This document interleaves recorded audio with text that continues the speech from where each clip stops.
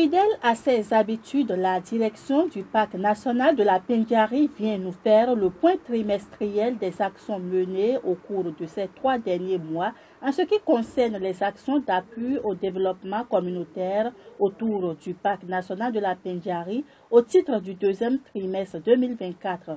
Pour en parler, nous recevons M. Franck Babatunde, directeur des actions périphériques du Parc national de la Pendjari. Bonsoir, M. Franck. Bonsoir, Madame la journaliste. Monsieur Franck Babatunde, présentez-nous l'essentiel des actions menées par le Parc national en faveur des communautés riveraines au titre du 2e trimestre 2024. Merci, Madame la journaliste, pour l'occasion que vous nous offrez chaque fois de façon périodique pour partager avec les communautés et ce que nous faisons et à leur endroit.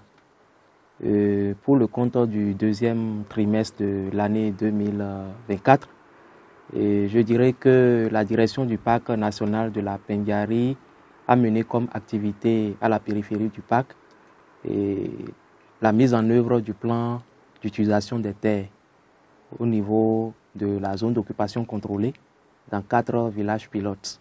Il s'agit des villages de Batia, de Kolego, de Sangou et de Tchafaga. Et de façon concrète, ce qui a été fait, nous avons procédé au recensement des agriculteurs qui exploitent la bande qui est destinée au développement de l'agriculture durable et au niveau de la ZOC.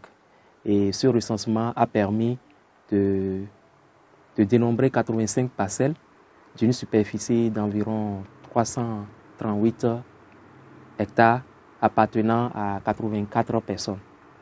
Et à la suite de cela, il y a également les activités d'appui au développement de l'agriculture durable qui ont été menées en étroite collaboration avec la VIGREF.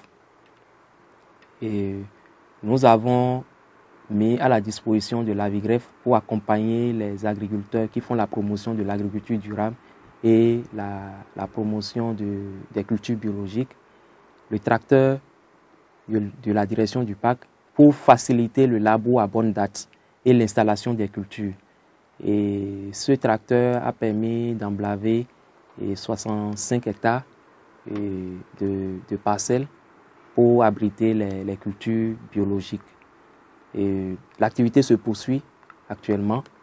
Et en dehors de cela, il y a également l'appui qu'on apporte à ces agriculteurs qui font la promotion de l'agriculture durable en mettant à leur disposition 1 tonne de soja de semences certifiées.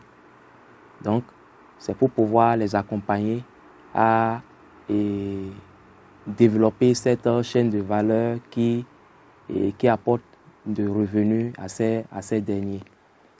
L'autre activité qu'on a menée, c'est la délimitation de 2 aires de pâturage dans la zone serrée, notamment dans le village de Gori et dans le village de Urufina, respectivement situés dans les communes de Kérou et de Kouandé.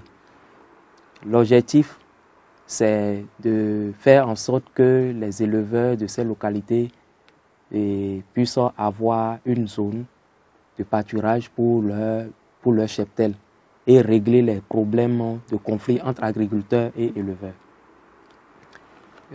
En dehors de cela, il y a eu les travaux de réalisation des forages à buts multiples qui se sont achevés à Brikiré et puis à Sangou. Donc, ces 2 localités disposent désormais d'un forage alimenté par un système photovoltaïque avec un château et cela alimente également des abreuvoirs pour pouvoir permettre au bétail de s'abreuver. Nous avons également, comme c'est de notre habitude, depuis au moins il y a 3 ans, organisé la campagne de vaccination au profit du bétail, des éleveurs et des propriétaires de bétail qui vivent autour du parc.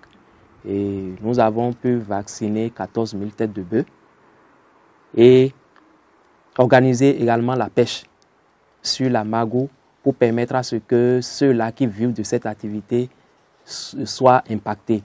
Et cette activité a permis à ces pêcheurs de prélever 8 tonnes de poissons. L'activité d'apiculture n'a pas été occultée. Nous avons accompagné nos coopératives qui ont récolté 2129 kg de miel pour le compte de cette campagne, sur une prévision de 3000. Nous n'avons pas oublié nos femmes que nous accompagnons. Nous avons une coopérative de femmes qui font la transformation, qui font la production d'huile de Nîmes. Donc, qu'on avait déjà accompagné matériellement. Pour le compte de cette année, on les a accompagnés à produire 150 litres d'huile de Nîmes qui ont été commercialisés au cours de ce trimestre. Monsieur Franck Babatunde, parlez-nous des actions phares prévues pour le 3e trimestre par la direction du PAC en matière d'appui au développement communautaire. Pour le compte du 3e trimestre, nous allons poursuivre certains processus qu'on a engagés au cours du 2e trimestre, notamment la mise en œuvre du plan d'utilisation des terres. Et en dehors de cela, nous avons eu à délimiter deux aides de pâturage. Le prochain trimestre sera consacré à la fabrication des balises qu'on va implanter pour matérialiser les limites de ces 2 aides de pâturage, ainsi que le tracé des couloirs de passage des animaux qui permettent d'accéder à ces aides de pâturage. Et le 3e trimestre sera consacré également à la réalisation d'une étude socio-économique pour nous permettre de mettre à jour les besoins de développement, les défis de développement en lien avec la conservation du parc et autour du parc, afin de nous permettre de mieux orienter nos interventions, nos actions de développement et mieux impacter les communautés. Nous allons également nous consacrer aux activités de reboisement et d'agroforesterie. Comme vous le savez, nous sommes en saison pluvieuse, donc nous allons mettre à profit cette période pour pouvoir reverdir la périphérie du parc, afin que dans 2 ans, dans 3 ans, le couvert végétal autour du parc soit réhabilité. L'autre activité importante que nous aurons à mener au cours du 3e trimestre, c'est également l'appui à l'agriculture durable. Nous avons commencé et nous allons poursuivre le suivi, appui conseil auprès des bénéficiaires de nos actions liées à l'agriculture durable, en étroite collaboration avec la VIGRE, bien entendu, pour qu'à la fin, on puisse atteindre les objectifs de développement qu'on s'est fixés. Monsieur Franck Babatunde, quel est votre mot de la fin? Comme mot de fin, je tiens à remercier les radios partenaires dans un premier temps qui sont toujours à nos côtés et qui nous permettent de partager de façon régulière tout ce que nous faisons au profit des communautés. Et nous saluons vraiment le travail qu'ils abattent pour nous permettre d'atteindre une grande masse. Et en dehors de cela, je tiens à remercier tous les partenaires, les communautés riveraines, du fait de leur participation, de leur engagement par rapport aux résultats que nous avons obtenus au cours de ce trimestre. Nous n'avons pas mené ces activités en vase clos. C'est toujours en échangeant, en collaborant avec tous ces acteurs que nous avons pu obtenir ces résultats-là. Et je profite de l'occasion pour demander leur soutien et leur engagement afin que nous puissions avoir plus de résultats concrets qui vont permettre à ce que le développement socio-économique que nous souhaitons devienne une réalité. Et enfin, demander à ces communautés de nous aider à vraiment mieux gérer le parc. En quoi faisant? En respectant les dispositions légales qui régissent la gestion du parc. En faisant en sorte que tous les actes illicites, c'est-à-dire les activités illégales qui sont de temps en temps observés à l'intérieur du parc.